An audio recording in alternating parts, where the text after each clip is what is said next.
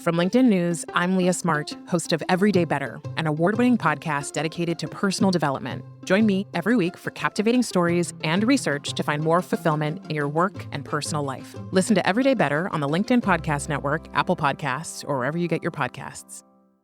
Did you know that small and medium businesses make up 98% of the global economy, but most B2B marketers still treat them as a one-size-fits-all? LinkedIn's Meet the SMB report reveals why that's a missed opportunity and how you can reach these fast-moving decision makers effectively. Learn more at linkedin.com/meet-the-SMB.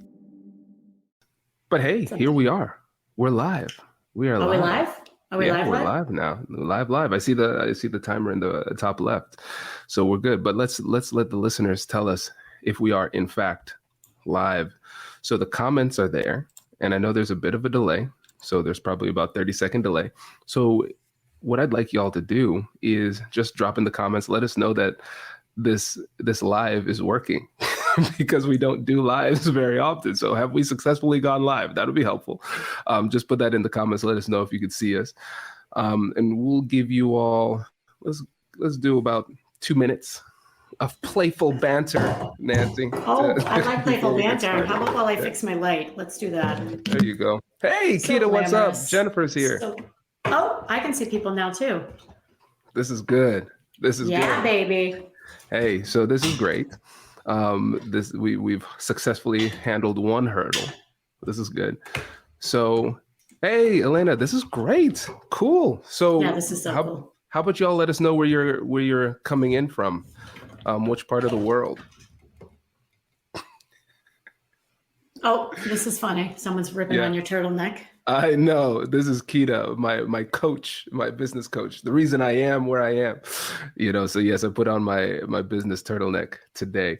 So Keita, I have a funny story. When I was leading a large sales team, when my hair would be up in a bun at the end of the day, they would be like, "Oh, don't know, Nancy's in focus mode." It was always the bun, and I think there might be some of my former sales team on the line. So make a comment if that's true, because it was so funny. It was so funny. Everybody has their tells, right? It's funny. They'd be like, I'd say, "Why didn't you ask me?" They'd say, "Well, I went in your office, but your hair was in a bun." Wow. Oh, so that was a serious tell. Well, yeah. Kind of funny. That's awesome. So we have Seattle, Texas, Michigan, Panama. Oregon, Akron. Hey, Tim, what up? And Elena's from Tampa, Daytona Beach. Panama. Oh, in Panama. Awesome. Casey Murray from Jamaica. This is great. Hey, we have an international audience here getting us started. Are you surprised, Kwame? Are you surprised? Listen, it takes me a while. I'm always surprised. I'm like, oh my gosh, people listen. Well, this is great. Ooh, in Toronto. This is cool. We got everybody. Great. Well, we're at 12:32. Let's go ahead and get started. So everybody, this is a live recording of Negotiate Anything, the first in history, something that I've been scared to do for years. And so, Nancy, thank you for joining us and helping me to take this plunge. So how about we just start off by getting to know you a little bit? So tell us about yourself and what you do. Sure. My name is Nancy Medoff, and I left about 5 years ago. I left a successful corporate sales career to take my mission on the road to empower women to speak up and stand out. So that has led to me becoming a global keynote speaker. I wrote a best-selling book called Unmute Yourself and Speak Up to Stand Out. Ironically, I am a top 25% podcaster. The name of my podcast is Unmute Yourself, the podcast.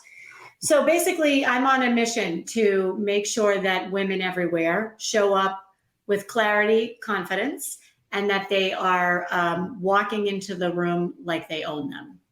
That's my goal. That's why I'm here. And I am super pumped to be here with you, Kwame, again. We had a great time the last time we recorded a podcast. It was really fun. And I'm excited that we are live. And I look forward to the comments in the chat.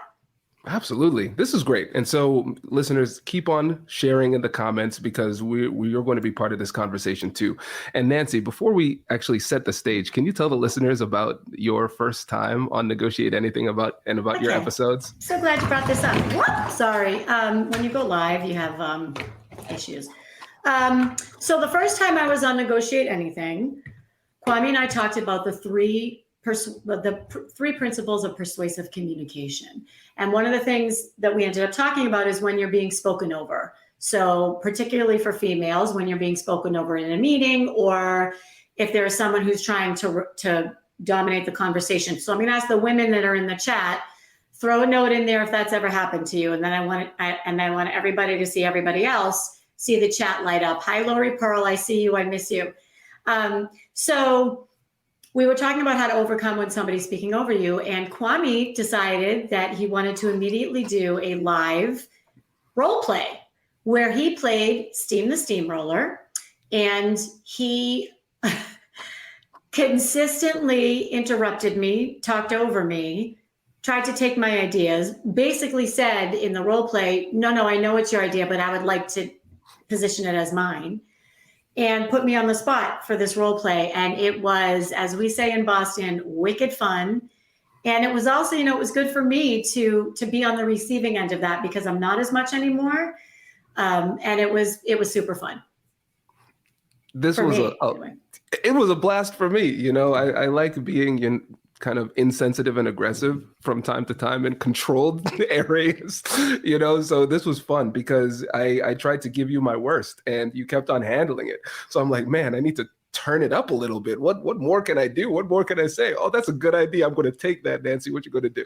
And you handled it. You handled all of it. Fun. Yeah. So yeah, we'll put links to those episodes too, because they were fun, but also informative. So we do the sparring session where you actually get to see the role play. But then we also did almost like an ESPN breakdown. Well, you did this, I tried to do that. And it was really fun. So you crushed it. So kudos again. Thank you. Yeah. So everybody, as you all know, tomorrow is International Women's Day. And so today we're here to talk about women in negotiation and also to discuss the gender pay gap. The Pew Research Center came out with some new statistics about that, which are quite troubling. And so we want to think about what we can do as advocates and allies to address that. So we want to make sure that you feel informed and confident and feel as though you have a roadmap on what you can do to move things forward in your own way. And Nancy, I know you have some statistics that you'd like to share, and I think that'll be a good place for us to start. Sure. One of the areas I like talking about the most and the least is the gender pay gap. So right now we're still looking at, and we've made progress. Right now we're still looking at about 17 to 18% less that women in America are taking home versus their male colleagues. So, the number globally, it varies. It always hovers somewhere around that.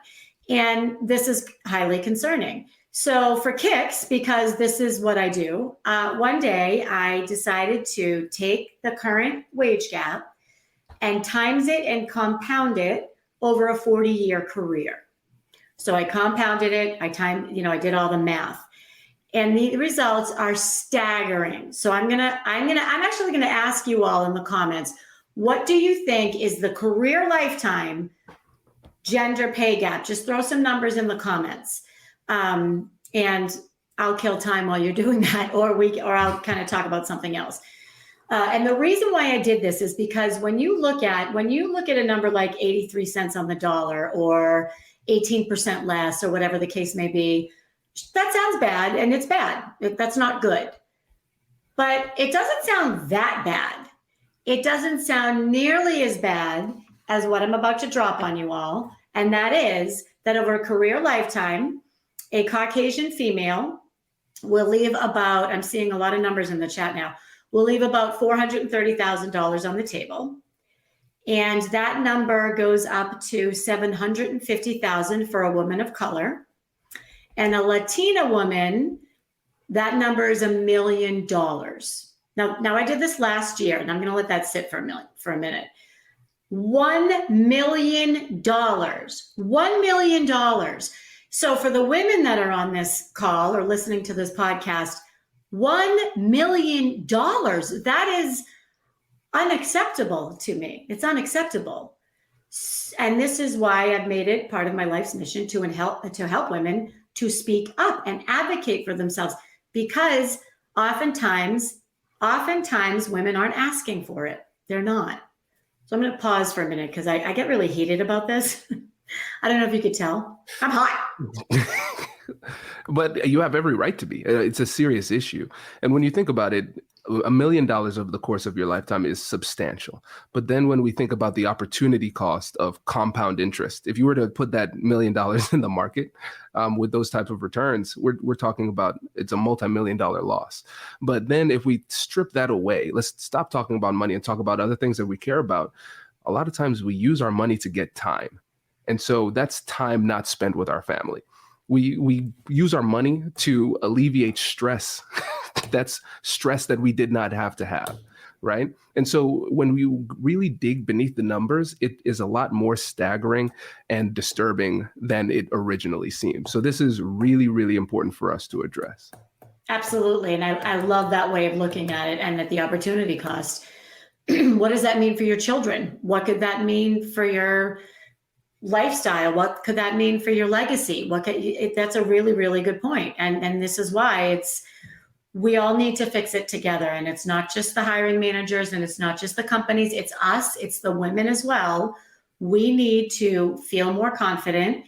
And if we don't feel confident, we need to put courage before confidence to ask for what we know we deserve.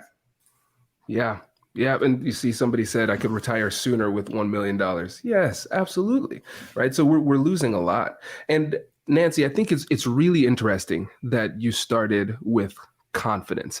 And I like that you started there too, because a lot of people will say, okay, well, what do we need to do? Okay, we can talk about that. But before we talk about that, we have to address confidence. What made you say confidence first? Well, everything I do is around confidence. So I think that the misunderstanding out there is that women lack confidence and men don't. So women oftentimes lack confidence when men don't. Women oftentimes lack confidence at the same time men do.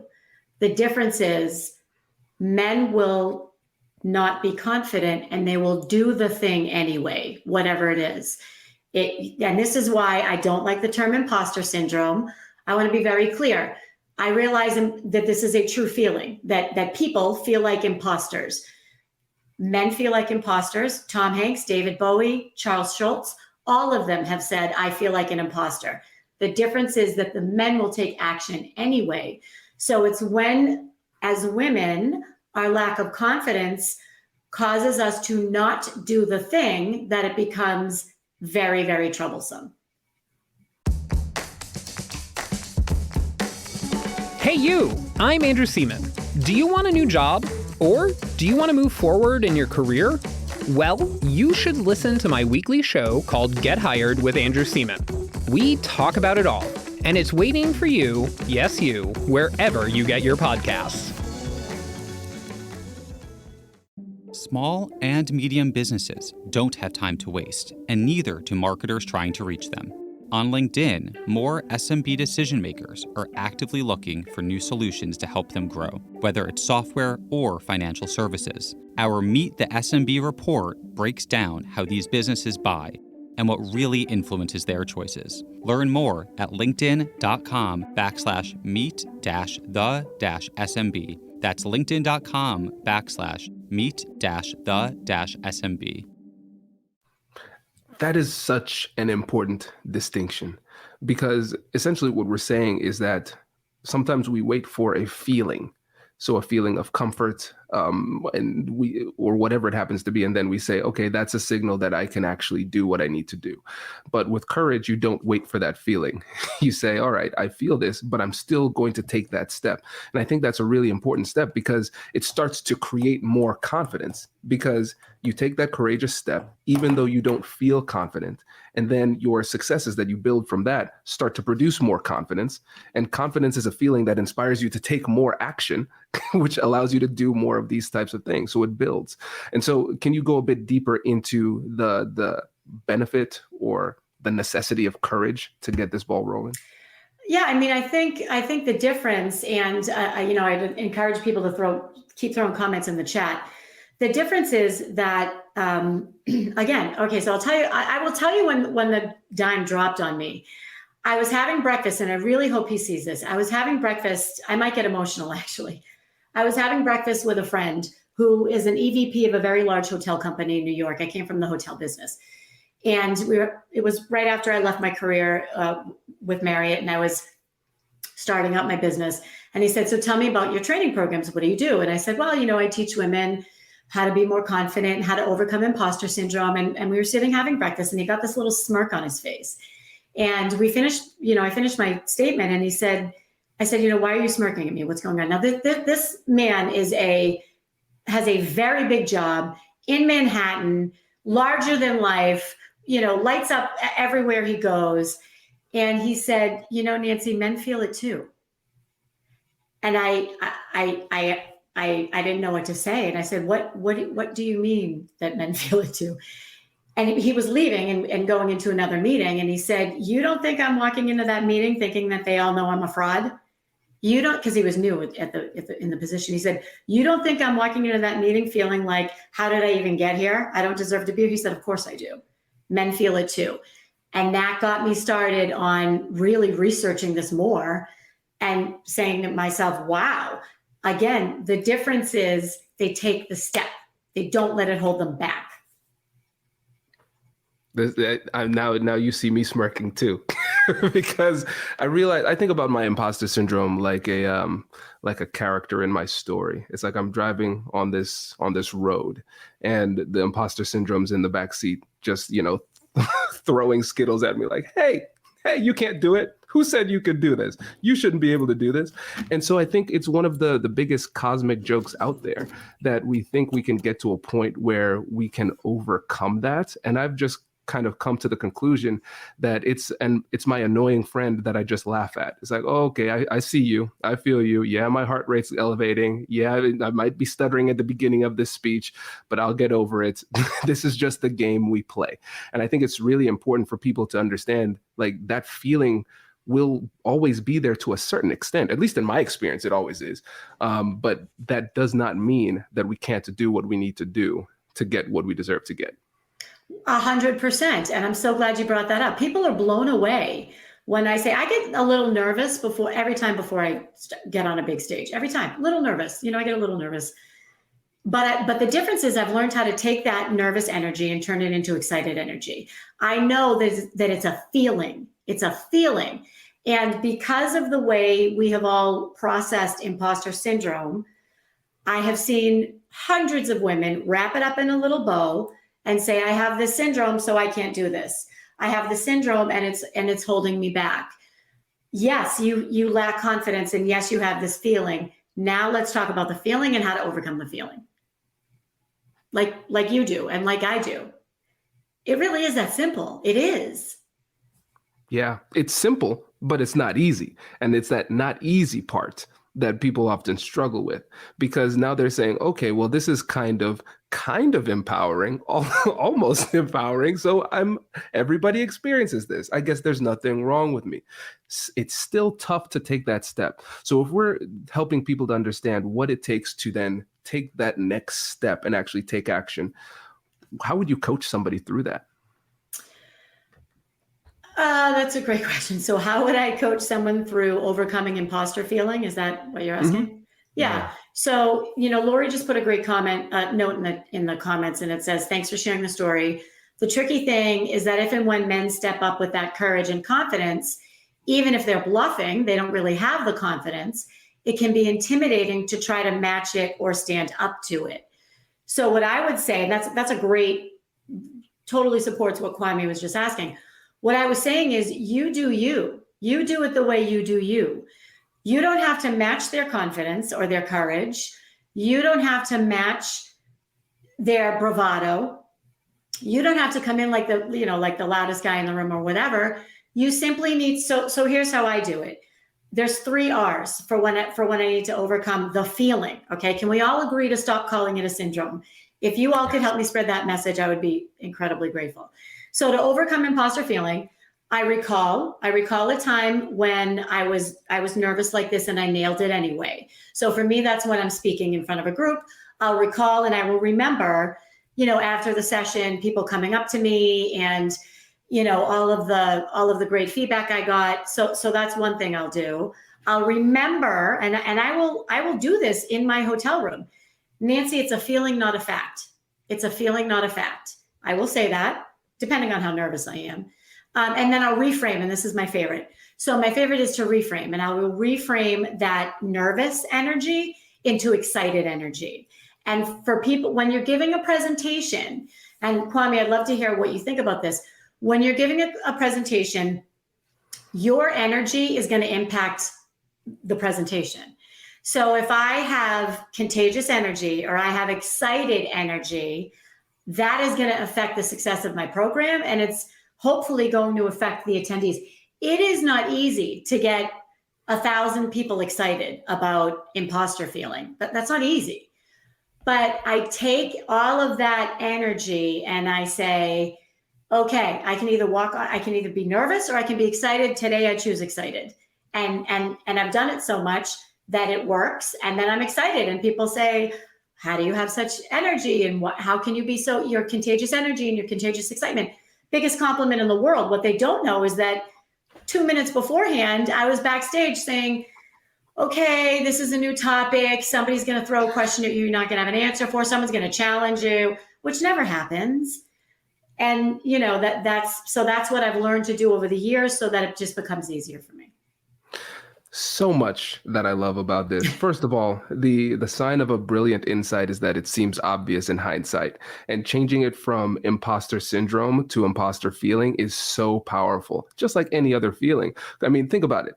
Think about this. Imagine if we called it imposter disease. Wouldn't that change the way that you experience that, right? So this, I'm sold, imposter feeling, never syndrome. That's money. That's really good. The other thing that you talk about, the recall and remember and reframe, so powerful. So in psychology, we would call that essentially cognitive reappraisal.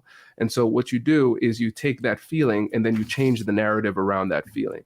So imagine if you're walking in the grocery store and you happen upon a celebrity, like you see Rihanna in the grocery store. You'll be like, why are you shopping for yourself? Number one.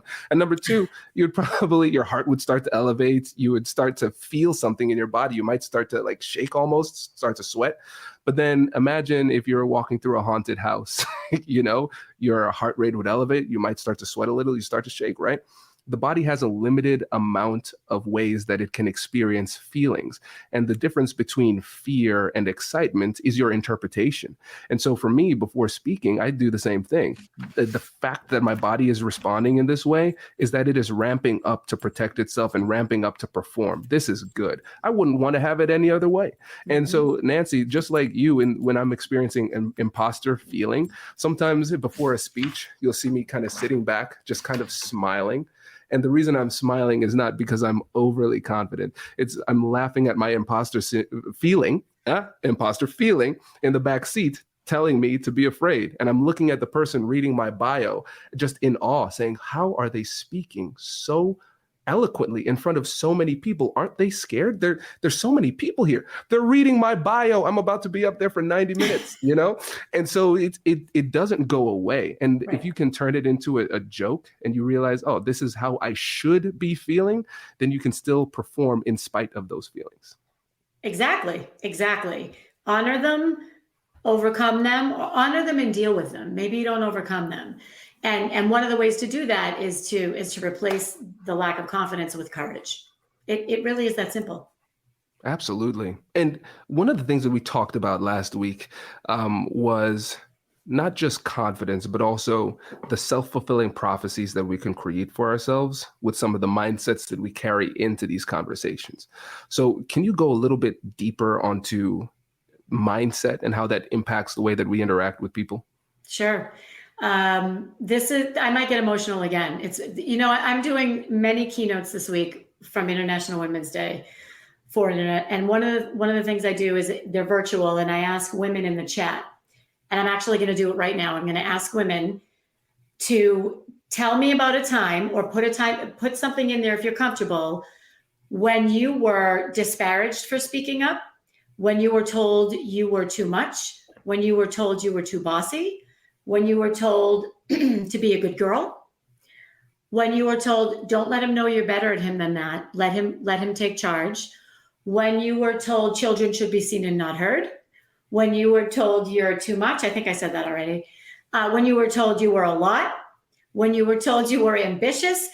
I mean, I could go on and on and on. And I know there's a delay. I guarantee you, Kwame, in a minute, this comments is going to light up with women, specifically women, saying, yes, I've been told this, I've been told that this, I've been told this, I've been told this. Here they come all the time. So you're one of the ways to deal with this is to understand. And one of the reasons I do this is so that women understand that all women, we all feel this. I don't care who it is. I don't care if it's Rihanna, Jane Fonda, Lady Gaga, J-Lo, Marilyn Monroe, whoever. All women are socialized to make themselves smaller for whatever reason. And as a result, all women carry that baggage with them. They carry the baggage with them. I have a slide that I use for my keynote. It's a big, remember the big plastic Samsonite suitcases, the big hard case suitcases with the stickers. People used to put the stickers on them. You're too much. You need to tone it down. You're aggressive. You're ambitious, and ambitious not being a compliment. She's too loud. Tone it down. Whatever the case may be. And nada, I see you, and I agree. Hundreds of thousands of women everywhere. So I'm going on a little bit of a rampage, or a tangent. I think my point is understanding that everybody feels it. All women. Again, I don't care who it is. You can look at the most successful woman in the boardroom. I guarantee you, someone somewhere made her feel less than, and she still thinks about it. Guaranteed. Yeah, this is powerful. This is heavy because it has an impact. All of these things, even though, let's say one of these instances, somebody says something, it takes them 12 seconds to say that thing, but then you can carry that with you for decades. And that statement can not only carry it with you, but it impacts the way that you interact with the world. And as a result, it impacts the way that the world interacts with you. And so for those women and anybody, but let's focus on women right now who are listening to this and hearing that and saying, yes, this is me. I've experienced this. How do they start to change their mindset and become more comfortable overcoming this? So to change your mindset, the first step is to understand that everybody feels the same way. You're not different. And again, I'm going to speak about women here. Yeah. Understand that all women feel that way. And there is a camaraderie in that. There really is. It's okay. I'm not the only one. Your mindset. So the theme for this week is embracing equity. And one of the areas I'm speaking about is bias, a lot of different bias. One bias that you can make work for you here is confirmation bias. So confirmation bias can either be negative or positive. And this is, just really quickly, it's when you will seek people, behaviors, data, facts to support your opinion.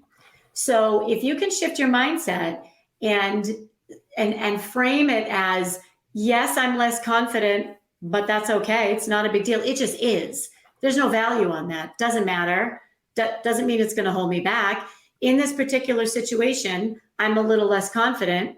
Okay. That just is. So when you believe that, you will put yourselves in situations to support that. So you'll put yourself out there more, and you will surround yourself with other people who support this, that yes, it's a feeling, but yes, I deserve to be, and yes, I deserve to be here.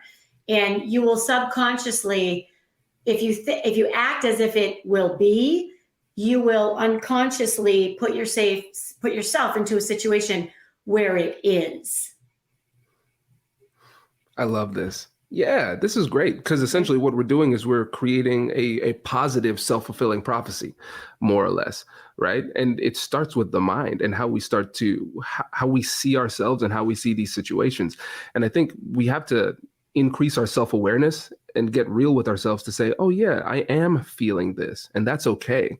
And I think if we try to ignore it and push it away, we're not availing ourselves to some of the best information we could possibly get. This is data about ourselves. I want to learn about me.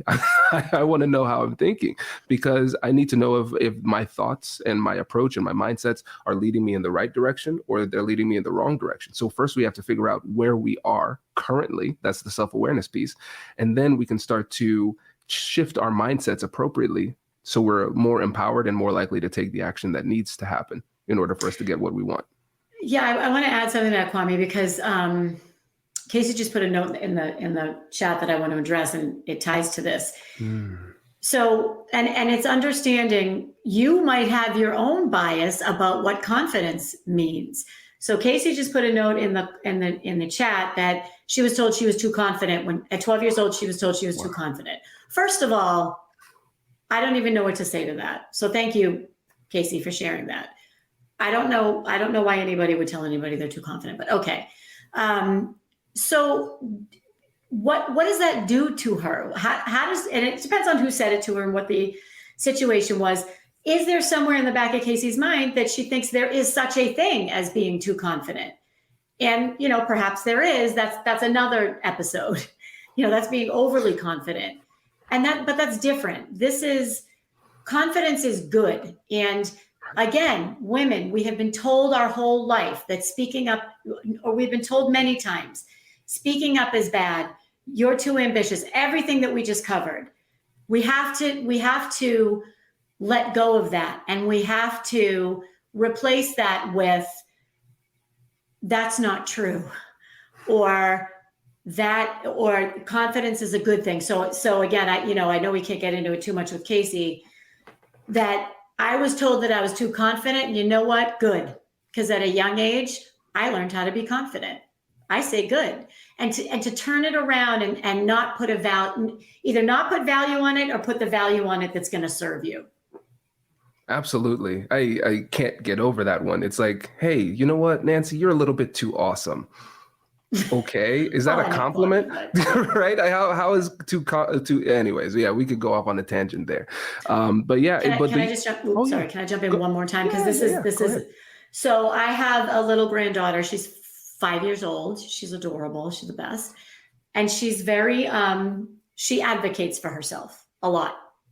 And she likes to take control. And people that are very close to her will say, stop being bossy. Her name's Ava.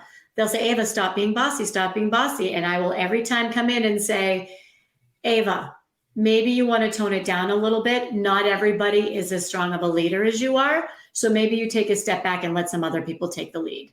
And they all look at me like I'm crazy. All the adults look at me like I'm crazy. And I stand by that. She's not bossy. Yes, she is telling people what to do, but she's 5 years old. 5 years old. And if people are telling her at 5 years old that she's too bossy, no, I will not on my watch. Not on my watch. Nope. Yeah. And thank you for doing that. And I think this is a great example of what allyship looks like. It might not seem big, but this is massive, because you can think about, let's fast forward 20 years, your granddaughter at 25, like she'll remember these times.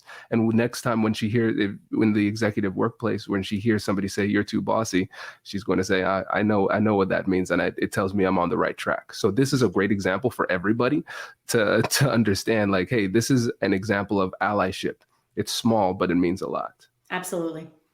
Yeah, this is great. And I'm seeing so many amazing comments coming in. I think this would be cool to just open it up and have the listeners talk directly to you. Let's see. Yeah, there's some good questions in there for you too, Kwame. I mean, I think they're here for you too. I mean, yeah. I think maybe, I don't know. Who knows? But I see Patrick's question. I think this could be extrapolated too. So, wondering what you've done when your equipment fails or content fails in front of a large audience. This has happened to me a few times. How did you manage that? Yeah, and I think this is a great example. We could extrapolate it just in general. You have to laugh at that. It's actually kind of hilarious, because totally. let's do it requires perspective. So here's a cool little comedy equation. Pain plus distance equals comedy. right? So pain plus distance equals comedy. So if something bad happens to somebody else, it didn't happen to me. Ha, that's funny. Okay. Or something happened to me, but it was many years ago. Ha, that's funny. But if something bad is currently happening to me, not funny. Pain right now, not funny. But if I can take a step back and kind of look at it from the future, looking back, it's kind of hilarious that my microphone doesn't work. Kind of hilarious that this PowerPoint doesn't work and I need to kind of freestyle. And everybody in the audience can empathize with the fact that this situation is not good. I wonder how he's going to handle it. I hope he doesn't kind of freak out and fail, because that's awkward for everybody. I think one of the things you have to realize is that everybody watching you on stage wants you to succeed. I don't know if you've ever seen somebody just kind of fall apart on stage, but it is painful for everybody involved. And so if you can bring some levity into the conversation and just kind of laugh at the fact that your microphone doesn't work, the slides don't work, whatever it happens to be, I think it calms everybody down. And it actually helps people to like you more, because they say, oh, this person is just like me. Bad things happen. And it's empowering for them to see you succeed, even though bad things happen too. And I'm sure that's happened to you too, Nancy. So I'd be interested to hear your thoughts.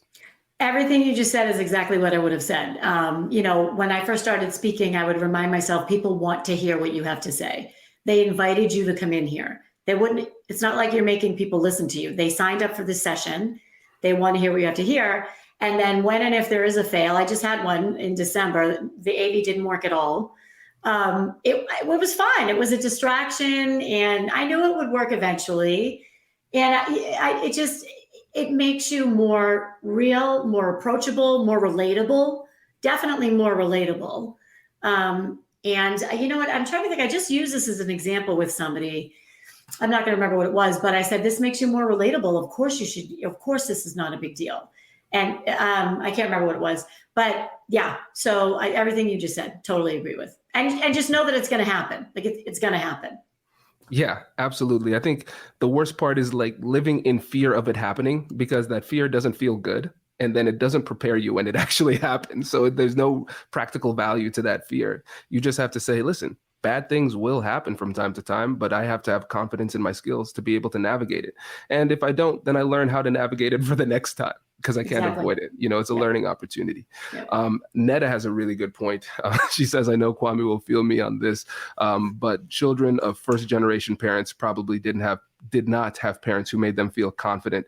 So we have to rework and reframe what we were taught as a child. Yeah. And for me, for those who don't know, I'm a first generation Caribbean American. And so when you have immigrant parents, they push very hard, and typically, or in many cases, you're coming from a society where it's very hierarchical, and there's a lot of respect and deference given to the older generation. And so we've been taught at a young age to be compliant, and that can have pretty significant consequences when it comes to making decisions and navigating your career in a way that's authentic and works for you. But also during these difficult conversations, it can be really tough, because you feel as though you need to be deferential to authority, regardless of whether or not the authority is acting in the right way, right? So it makes it tough for you to, using the words of Nancy Medoff, unmute yourself and speak up and stand out. So Nancy, how would you address this? I'm so glad Netta brought that up, and thank you for correcting me on how to pronounce her name. So I think that this is unique. The circumstances are unique. Having parents who did not make you feel confident is not at all unique.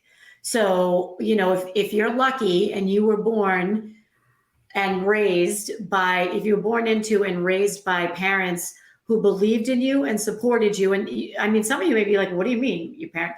Many of us bring our own issues wherever we go. So I think my point here is, regardless of where you came from, I guarantee you there's something that happened to you when you were growing up that really shook your confidence. Something, somewhere. Could have been at school, could have been your parents, could have been first generation and everything that comes with that. Could be the different cultural nuances, absolutely, particularly for women, but also for men. And I think that at the end of the day, we all have something that we can remember or choose not to remember that impacted our self-esteem, impacted our self-worth, and impacted our ability to be naturally confident. And it's recognizing that and, not letting it bring you down, just understanding, oh, again, there's no value on this. This is why sometimes this is how I feel. And I know that I need to work a little harder to overcome it and work on the skill. Confidence is a skill. It's like anything. It's like math. It's like science. It is a skill. And you can train yourself to be more confident. Well said. And Nancy, I'd love to get your perspective on this question from Andy. What kind of advice do you have for when someone asks you to explain something, but then turns around and doesn't let you explain it? Well, the first thing I would do, Andy, is suggest that you go back to the Steamroller episode, sparring session of Negotiate Anything, when Kwame did exactly that to me live. So I think what you're saying, Patrick, is that I think it was, Andy, sorry. It's somebody asks you to explain something, but then doesn't let you explain it. So there's a few things you can do. One, so when this happens to me, and it happens often, the first thing I do is think about, is it worth it? Is this worth it? Is this worth my mental energy right now? How well do I know this person? Am I ever going to see them again? And how important is this point? And if I don't know them well, I'm not going to see them again, and it's not that important, I will probably blow it off. Frankly, it happens to me so often that I'm spoken over or ignored or whatever the case may be. I just don't let it faze me. If it is a situation where it's important, then I will use some of the skills and tactics that I've developed over the years. So it could be, in this case, when they don't let you explain it, and I would need to know a little bit more about the situation, I would probably say, perhaps I misunderstood. Did you want me to explain this now, or did you want me to come back later? Or something along the lines of, I know you just asked me to explain this. I'm not sure you're ready for the explanation. Do you want to talk about this now? It really depends on the situation. And the first thing is to try not to be emotional and understand that when people do things like that, it's about them and not you. It's rarely about you and almost always about them. And to just, again, decide if it's worth it and politely and kindly advocate, politely, clear and kind, just like setting boundaries, clear and kind, clearly and kindly advocate for yourself. That's all you can do. And then if they don't want to hear it, there's nothing you can do. Then it's up to you to decide how much energy you spend on it. Yeah, I love this response. And of course, Nancy, you're the expert here today. So I wanted to have you have first shot at this. And secondly, I knew you've been through it because I put you through it. So I knew you had the answer. So we'll drop a link so everybody can see those episodes because you handled it exceptionally well. And you brought in a point that I don't want people to overlook. And really, it comes down to, I would describe it as power, need, and leverage, right? Because you said, I need to determine how important this conversation is to me and whether or not I want to continue to engage. This is really important because you have information. A lot of times you're explaining things for the benefit of other people. And this is something that you're doing for their well-being. And if they don't want to listen, then you don't need to try to force yourself to give them something that they clearly don't want.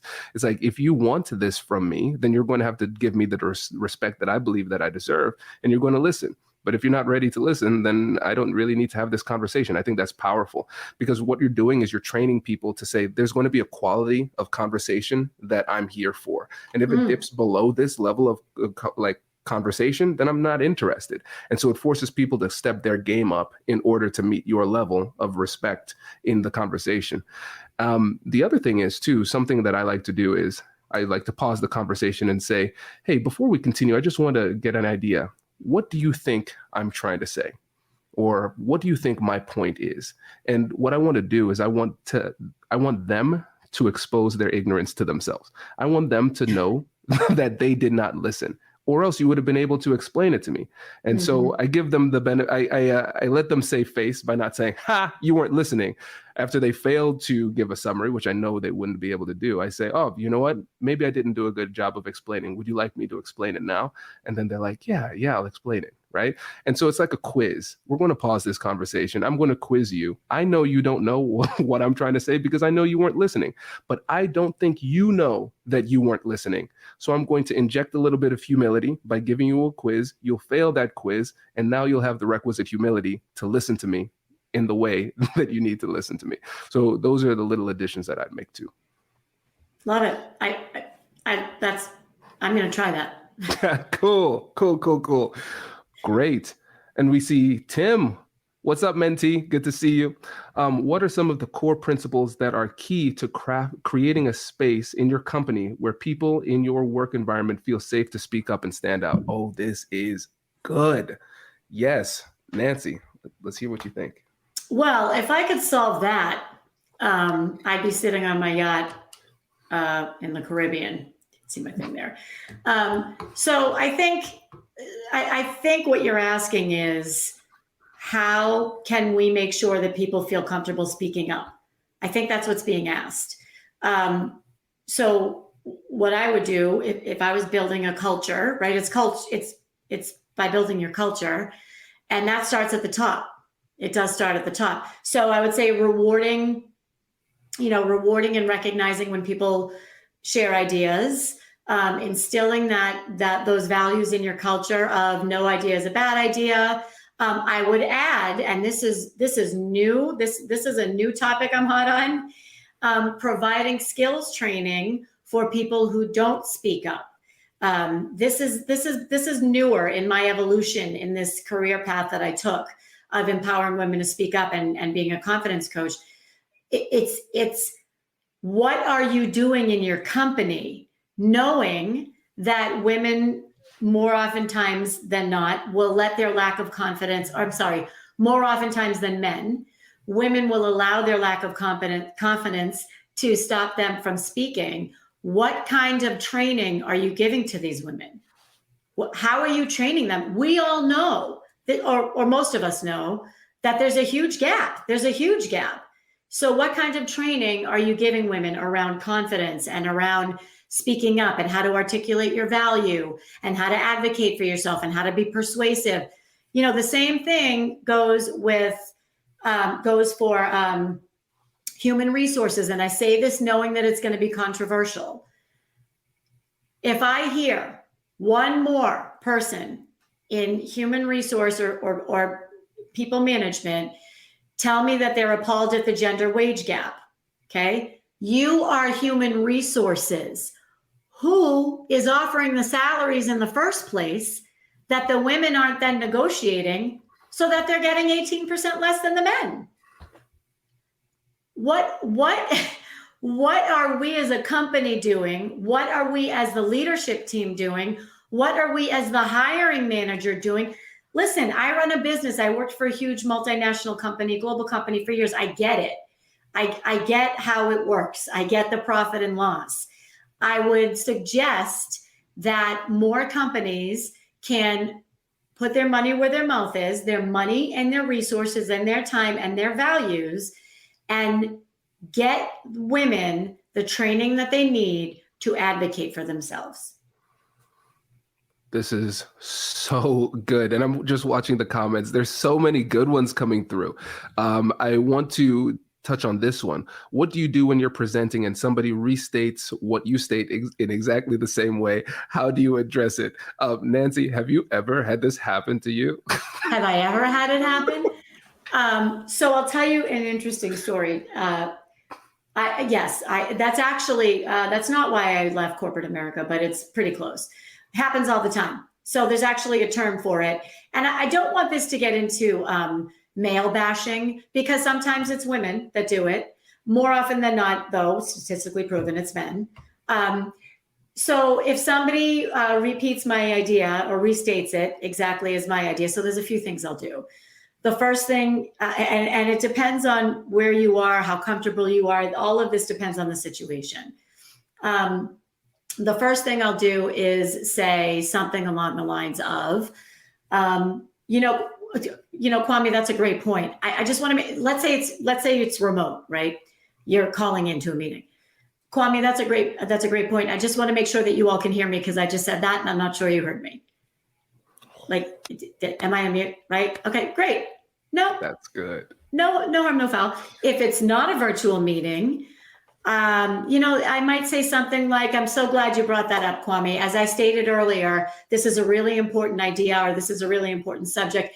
Now, I know you have to be careful how you say it. I know that, because you don't want to come across as strident or pushy or rude. Again, I would go back and say something like, Steve the Steamroller. I'm so glad you brought that up. I want to make sure everyone's clear that when I said it earlier, what I meant was XYZ. I think Steve might mean something different. Steve, did you mean something different? With a smile, right? And then the last suggestion I have, and I can't even believe I'm saying this. So this just happened to me. I was going on a trip. I was a guest on a trip in Mexico. There was a car that came to pick us up at the airport, and there was two people in the front, and myself and my husband in the back. We didn't know the couple, and it was my husband's trip for a change. Usually he comes along with me. So anyway, it was a conference, and there was a lot of people in the same industry as him. So we're having a conversation about his industry and what he does. And the man in the front seat said, "Oh, so you're in this business, blah, blah, blah." And I said, yes, actually, Danny was the first one in his industry to come up with the recurring revenue model, which is why the private equity companies are so sweet on his industry. It's why they're getting offers left and right. Okay, that's all I said. Nothing, no acknowledgement, fine. And then a couple minutes later, Danny said, "Well, yes, we have a recurring revenue model." And the man that I was speaking to said, "Right. And that's why all the private equity companies are so interested in your industry and want to buy up all of your industries." So this was 2 weeks ago. So I looked at my husband in the back and I said, at about this level, I said, "That's exactly what I just said." Just like this. And he kind of looked at me. And I don't think he's like, "Oh, is she going to make a big deal out of this? And what's going to happen, blah, blah." And you know what? I let it go. I chose to let it go. I chose to let it go because I did not know the guy in the front seat. I never saw him again. I never will see him again. He's older. He's in his late 60s. I'm not going to change his point of view. And it wasn't worth it for me in a car, in that kind of enclosed environment, to say, "Well, let me tell you, I just said that and you're speaking over me, and women are being silenced everywhere." And, it wasn't worth it. And it wasn't worth it for me to say, "I just said that," and embarrass him. That just wasn't worth it to me. But I said it to my husband. And when we got out of the car, I said, "This is why when we're out talking and I ask you to let her finish, oftentimes I'll say, I'll just tap his arm and say, 'Honey, let her finish. Let her finish.' This is why you just saw this happen to me in real time. How did that make you feel?" So the long answer to your question is, I either use any of those tactics or I let it go. It depends on the situation. Not worth my mental energy. I wasn't going to change him. Not worth it. Yeah, it's such a great point. And I think one of the points that I want to make sure that we don't miss here is the fact that men a lot of times can be blind to this if we're not looking for it. So if somebody is listening, you're in a conversation and somebody is really respectful to you, it's sometimes really hard for you to recognize when they're really disrespectful to somebody else. And so just men, when you're in these conversations, be mindful of this, because this is an opportunity for allyship. You can say, actually, Nancy mentioned this earlier, and you could throw it to Nancy in this kind of situation. Or if you realize that somebody is talking over one of your colleagues who's a woman, just say, "Actually, hold on, Nancy was still talking. Nancy, I'd like to let you finish." Like, these little things could mean the world to people. So I don't want you to overlook that too. They could, and they do. And I would only add that men, you already are at the table. You already have the seat at the table. So don't underestimate how powerful one little change like that can be to one of your female colleagues. And it doesn't have to be adversarial, and it doesn't have to be awkward. It's just, Kwame just said it perfectly, right? "Hey, Mike, I know Nancy has some thoughts on this. Let's make sure we let her speak, or let's make sure we hear what she has to say." That easy, no problem. And I guarantee you, she will be forever indebted to you, forever, because it makes such a difference. Absolutely. No, this is great. And I see Doug. What's up, Doug? Podcast guest too. Check out his episode. This is a great session. Thank you. My question is, do you have any advice on how a spouse can be supportive of their wife moving up in their careers as they deal with the challenges that many women face? Great question, Doug. Okay, Nancy, what do you think? Oh, I think he was asking you, because I have to tell you, what I see in your social media and how supportive you are and how your family operates, and how much you respect and value your wife and her accomplishments. I think there's no one that does it better than Kwame, except maybe my husband. But I think Kwame, he's the leader in that area. Well, thank you. This is great. Simone, clip this part of the episode, send it to Whitney, please, immediately. Yeah. Okay, I need some help. All right, but anyways, yeah, I think it's just being there to listen. And I think one of the things that I've reluctantly had to come to terms with is the fact that I'm a fixer and not everything needs to be fixed. And sometimes not everything needs to be fixed by me. Like that last part is sometimes the hardest pill to swallow, because you have to listen and honor their experience and be there to be supportive and hear and validate what they're experiencing. But sometimes we inadvertently invalidate what they're saying by jumping in and giving advice, or jumping in and trying to play hero, and essentially making it about ourselves in order to make us feel a little bit more valuable in the situation.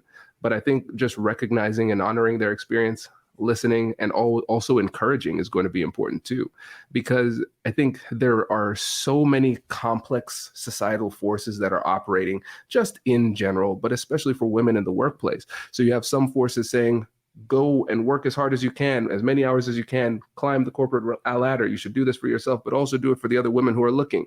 And then there's the other force that's saying, hey, spend more time with your family. If you're not spending time with your family, then you're a failure as a mother and as a wife, and things like that. And so just seeing the challenge that Whitney has balancing those types of things, it's like picking who she has to disappoint every day. Do I have to fail as a doctor, or do I fail as a mother, or do I fail as a wife? That's how she feels sometimes. And so I have to be there to support her, to let her know that I recognize the effort she's putting in and she's doing the best that she can, but also respect her enough to support her in the way that she wants to be supported. And sometimes that means just listening and not doing anything. Exactly. I can't top that. I can't add to that. The only thing I would add is balance does not exist. It doesn't. Balance means equal distribution of energy, and it's not. So what I've tried to do is adopt a work-life blending approach. It's not going to balance. Sometimes I work a little more. Sometimes I don't work as much. It's blending it in the best way that works for me, and I'm sure that's what she does. Yeah. Oh, this is great. Appreciate that. Let's go to Stacy's question. Earlier, Nancy spoke about the socialization of women and how that influences the little voices in our head, even powerful women like Rihanna. What is it about the socialization of men that allows them to be blind to the silencing of women's voices? Oh, my goodness. I don't know that they're blind. I think it's not on their radar because they never experienced it. So I hear what you're saying. Every time I give a session, the men in the audience are just like shell-shocked when I ask the question, how many of you have experienced this? How many of you experienced this? They're stunned. They're blown away. And I used to think, well, how could you not know this? Which I think is what Stacy's saying. So I think that it's not on their radar because they don't experience it. And because frankly, we haven't been talking about it enough. Yes, we talk about it. And I've made it my life's mission to talk about it. But this is relatively new. This is all relatively new. And because, many times we don't have the uncomfortable conversation around, hey, you just spoke over me in a meeting, or, hey, you just spoke over so-and-so in a meeting. I want to let you know why this isn't okay, or I want to make you aware of it, and I'm sure you didn't mean it. I don't think they're blind to it. I think they don't know to even look for it because they haven't experienced it. Yeah, I think that's very well said. I think we can say indifference is a privilege. If it doesn't impact us, then we have the privilege of being able to ignore it, and I think that it's incumbent upon us, people who are aware, to keep on sharing this message and let people know that it impacts us. It impacts everybody. So we can't stop sharing this message. So I think it's mainly about awareness. I think that's really important. Totally agree. Yeah. And so we have 120. This, I feel like we started like 30 seconds ago. How are we at this point? Let's get this last question here. I can't see the name. It says LinkedIn user. So thanks for using LinkedIn. How do I coach women on how to improve communication styles to be more effective? Some may view my feedback as patronizing when I'm really trying to help. Inflections at the end of a sentence, upward rise, that sounds like a question, the fried voice, etc., don't convey strength and can undermine a speaker's effectiveness. Love it all. So I agree. By the way, my voice really is fried. I know what you're talking about with vocal fry. For those of you who don't know, go and listen to like Kim Kardashian. There's a little, they do this at the end. It's fascinating. The up talk is another communication style. Totally agree. So, and I just did a whole podcast episode on this, on feedback, giving and receiving feedback. So the first thing I recommend is that you make an environment where they're receptive to the feedback. So if you come at me and say, hey, Nancy, on that podcast episode you just did with Kwame, I thought you came on a little too strong here and, blah, blah, blah, blah, blah. Depending on my emotional state at the minute, I may either hear it or not hear it, accept it or not accept it, and value it or not value it. So the key here is to get in a situation where they're ready to hear it. Because if they're not ready, there's no point in giving it. So it could be something like, hey, Nancy, great time on, I really enjoyed the podcast. I have some great feedback for you. When, would you be interested in hearing it? Or, I noticed a few things that you did really well. And I noticed a couple things that, you might not be aware of. Is this something that you'd be interested in talking about? Or what's a good time where we can talk about it? Or whatever the case may be. I wouldn't wait for a performance appraisal. There's a joke there's an expression that goes around so much that it's almost a joke. Can I offer you some feedback? And I use this in my personal life all the time. I'll say, I want to talk to you about something and it might be a little triggering. Is now a good time to talk about it? Or, hey, I'd like to give you some feedback on how you handled what happened yesterday. I know this might be emotional. Is now a good time to talk about it, or do you want to talk about it another time? Then the person is giving you permission. You are asking their permission to share the feedback with them. And that's important because they didn't ask you for the feedback. They didn't ask you. So if they don't ask you and you share it, then it's unsolicited feedback. Mm-hmm. If you ask them and then you share it, well, then they asked you. So you can feel confident and comfortable knowing that this is something that's going to be helpful and not hurtful. This is great. I loved your response, and as I especially loved this ongoing battle you have been having with this light. It's so funny. So kudos on your ability to focus through all of this while tangoing with this light up on your right hand side. This has been really great. I really appreciate you, Nancy. Folks here on listening and watching, thank you for your contributions too. You've really added to the discussion. Can you just put just give Nancy some love in the comments? Really appreciate that. And Nancy, any parting words before we wrap up for today?